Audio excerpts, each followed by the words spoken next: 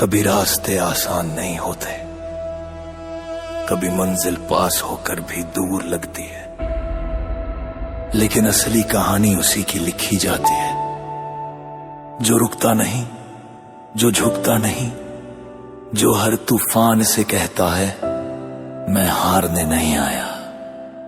मैं इतिहास बनाने आया हूं। एक होतकरू स्त्री म्हणजे कौशल्य, आत्मनिर्भरता आणि स्वावलंबनातून विकासाची ज्योत तेवत ठेवणारी एक अमर ज्योती.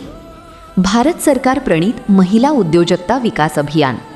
सेवाभावी संस्था प्रबोधन समिती आणि कल्याणी महिला बहुउद्देशीय सेवाभावी संस्था, लक्ष फाउंडेशन, जनसेवा फाउंडेशन,